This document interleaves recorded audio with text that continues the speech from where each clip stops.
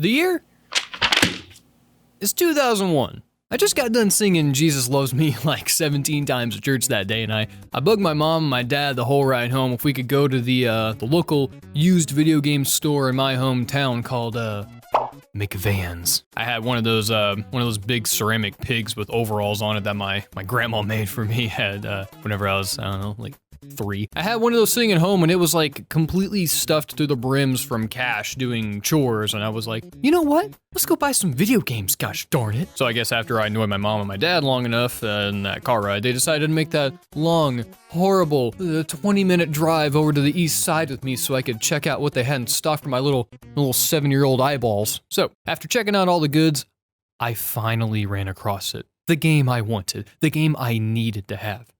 Super Mario RPG Legend of the 7 Stars. Now, I was used to seeing Mario in 3D up at this point. I partied with him, I played golf with him, I listened to him snore and talk about spaghetti. That actually sounds like a pretty fun weekend. But to see this on a Super Nintendo game, that was like the most exciting thing to happen to me that year, aside from Luigi's Mansion coming out and when I broke my shoulder blade from falling off the wet monkey bars because Tommy challenged me to a race. Thanks, Tommy. So, I slapped my $35 on the counter and I asked the nice man who may or may not have been doing cocaine if I could have that weird looking Mario game that had the angry sword with the 2 faces. This is always the best part of the game buying experience. I love going into a store completely unaware of how some games run or what they play like or how many frame rates they have. There's a certain thing about just looking at a game's box art and reading about all the cool new features that I just love. Let's take a look at F-Zero GX's box art for a perfect example. Look how awesome this is. Captain Falcon's got that fist out and it's ready. If you know what I mean. Samurai Goro's over here, looking a little constipated, and then there's an alien. And he's green! Hey, Mom! Mom, look at this! It literally says it's the future of racing! Jake, put that back. It's rated teen, and no son of mine's gonna be looking at suggestive themes. Box art is special to me. I consider it to be a staple of marketing design. And looking at all the cool box art on all my favorite video games growing up was honestly one of my favorite things to do, and it's probably one of the reasons I wanted to become an esteemed graphic designer. Because, you know, I appreciate things like Namco Museum DS having 9 drop shadows on it behind all the logos. It's wholesome, don't judge it. Now, most people aren't like me, and I'm assuming you out there, if you stumbled upon this video, they don't really follow the game's news, industries, and marketing updates and whatnot. They just got like $30 for selling their old rotted couch in the basement on eBay, and they decided, well, you know what? I want to be entertained for the next hour. Let's pick up a couple of pizzas at Domino's and grab last year's copy of Madden. Now, the last time I was on here and I talked about box art, we looked at things like Pinocchio and Mega Man 1. And I'm more than happy to say that today, we're not looking at Pinocchio again, thank God. Got about 15 months worth of nightmares from that little f***er. Alrighty, let's go take a look at some box art. So back in 2016, when the revival of the long-lost Doom Boy hit the market, it was an amazing time to be a gamer, widely considered to be one of the greatest comebacks in the history of gaming, at least in my opinion. Doom 2016 hit the gaming industry with full force. Kind of spit on my microphone a little bit right there. But for some reason, the marketing team over at Bethesda decided that the box art needed to look like a fruitcake wrapped in dog shit. Now, don't get me wrong, I get why this sort of thing happens. Audiences like seeing the protagonist on the front cover in some way, but over the past 10 years, I think gaming companies have just kind of developed this lazy habit of slapping a dude on the front cover with a gun and making him look gritty. So anyway, in 2018, when Doom hit the Switch, I guess Bethesda realized that this game might actually sell if they use some, I don't know, actual art on the cover, and look what we got. We got an awesome homage to the classic Doom games, while at the same time forming the identities of the new ones. Doom Eternal's box art is just a freaking madhouse of fun. Oh, I'm sorry, you can grab a demon? Allow me to just jump towards this horned demon and put my foot in his chest while I stab him with thine doom blade. Please remain calm. The way this art is laid out is just perfect. It puts the Doom dude in an environment that makes you curious about what you're looking at. I mean, what's even happening here? Are we murdering demons in a temple of Satan? I'll take 10 copies, please. This box art gives you a good look at all the different types of demons that you're gonna be ripping to shreds, and it's just such a fun, dynamic action shot that tells you exactly the kind of personality the Doomslayer has. Genocidal maniac. Doom Eternal is the perfect example of a game who owns its content, and doesn't try to hide behind marketing norms because it shows the player exactly what they're going to get with this game, which is veiny biceps and testosterone-fueled carnage. And I'm okay with that.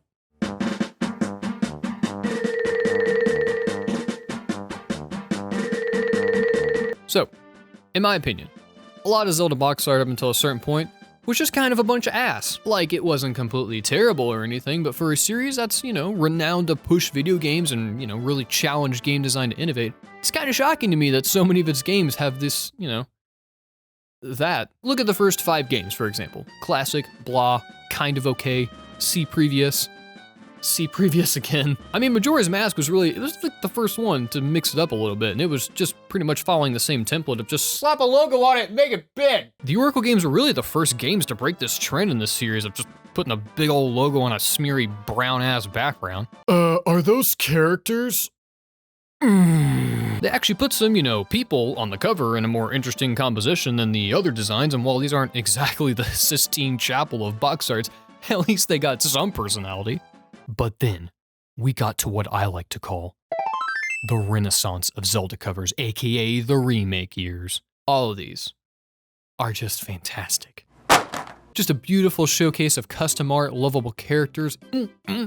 But there's only one box art that outshines them all in my opinion, and it's the one that I still haven't beat yet. Now this cover follows a trend of slap a bunch of peeps on the cover and it's gonna sell millions. But you know what? What, Jacob? This is such a masterful work of composition and it nails so many points for me, cause let's take a look at it. What's the focal point? Link. How do I know this? Cause he big and in my face. What's the title of the game? Legend of Zelda Majora's Mask 3D. How do I know this? Cause it's also big and in my face. What's the question? This composition's just like if Jesus came down and walked right into Nintendo headquarters in Japan and was like, give me that drawing tablet and let me show you how a real man makes an art, you dingus. And all the characters on this box art, they follow this really natural hourglass-like shape because it keeps everything balanced horizontally, but it keeps things slightly off balance vertically by having the moon be this big dominant thing in the background. I mean, I don't know how you feel, but it's a little unsettling if you ask me. Zelda box art really saw this massive change in quality over the last few years, and I'm so happy that I was alive for this because I'm not gonna lie, I'd be pretty upset if I just up and died 6 years ago one day without actually realizing that there's more to Zelda than a rough gold background and a big shield.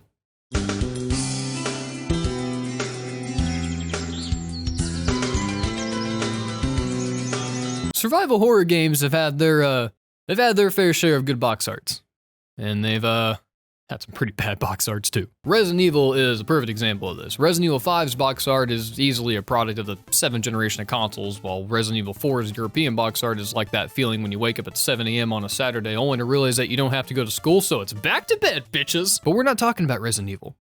We're talking about their daddy today.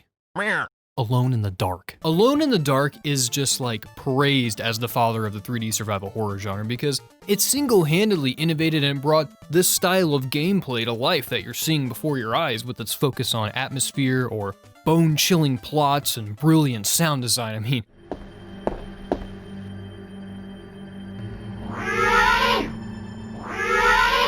this is fine. Most things in modern survival horror games can be derived in some shape or form from Alone in the Dark, and with most great games comes great box art. Sometimes. Alone in the Dark's got this box art that's like this hand-drawn masterpiece that exhibits all the trappings of the things that are scary. It's got a lightning storm, it's got a big old house that's literally glowing full of spookums. There's this very southern colonial style mix of brick and stone accents that symbolize that this place, it's probably been around long enough to be full of some demons. And oh look, there's some right there. The thing I like the most about this box art though is that it's just unsettling because you can tell the main character, they don't just look terrified, but they also look intrigued. They're not running away or leaning back. No, instead they're actually slouched forward. They got that lantern held up high so that they can see in front of them, left hand out, balancing them, making them second guess their decision. But they have to see what's inside that front door because it's cracked open just wide enough to pique their curiosity. That was a long sentence. And it's just all topped off by that large piss green text plastered at the top 25% of the game, just dominating the cover, making sure that you know that this isn't a game. This is not one of those games where you're gonna be socializing in the daytime.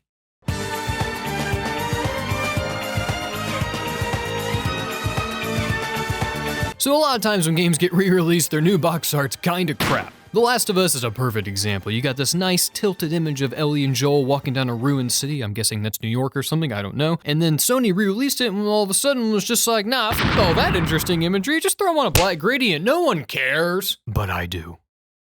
I care. I'd rather a remake or a remaster or a reimagining or whatever word we're putting re in front of today, to either fix a game's box art or just leave it alone.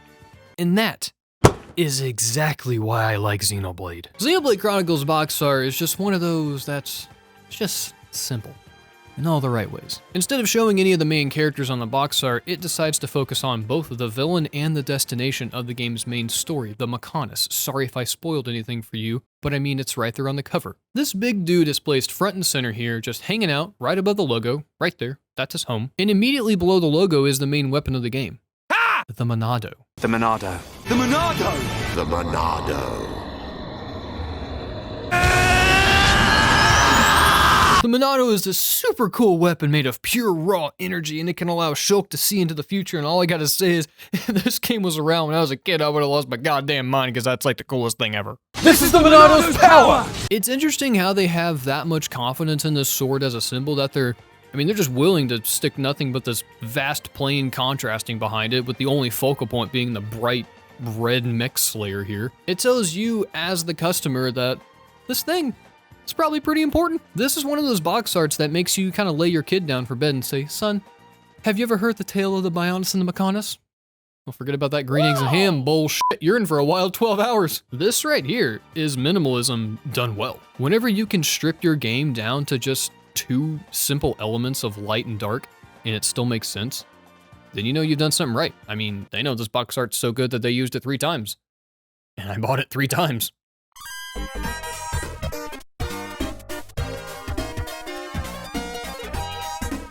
So Sonic the Hedgehog's always had pretty good box art in my opinion. You got a little bit of this, a little bit of that, a little bing bang and a bada boom. Sonic's just one of those franchises where the box art usually winds up being better than the actual game. But the stupid thing about Sonic box art is so few of them actually represent Sonic's main characteristic, which is of course Sonic Speed! Sonic the Hedgehog 1, standing. Sonic the Hedgehog 2, standing. Sonic Adventure 1, whatever the hell that is. And this is exactly why Sonic the Hedgehog 3 is my favorite of the bunch, because it features Sonic standing. I guess with this one, there's just something so snarky about this box art that I love so much. I guess it's the fact that he just looks so smug and prickish holding his fingers up while Robotnik's in the background, literally murdering an entire forest. This is what we in the professional design business call a not shit.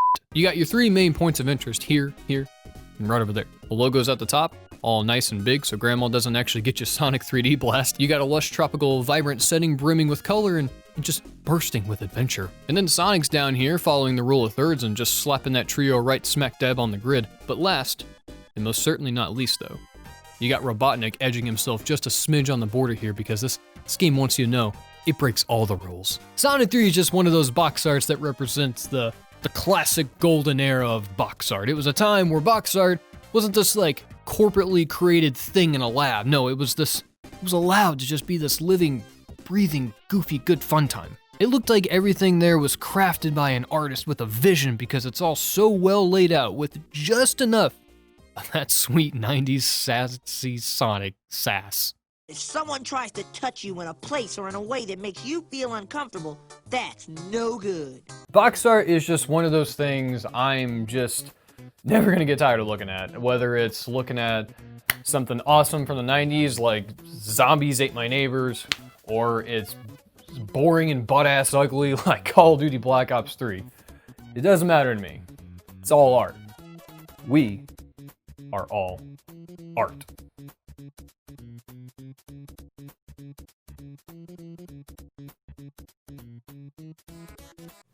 Daisy!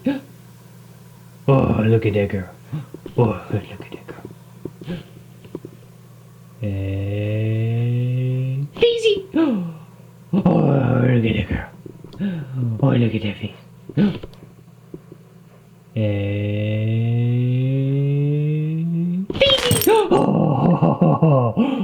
Oh, look at that mouth. Oh my goodness. Oh my goodness. Oh, God. Oh, okay. Oh.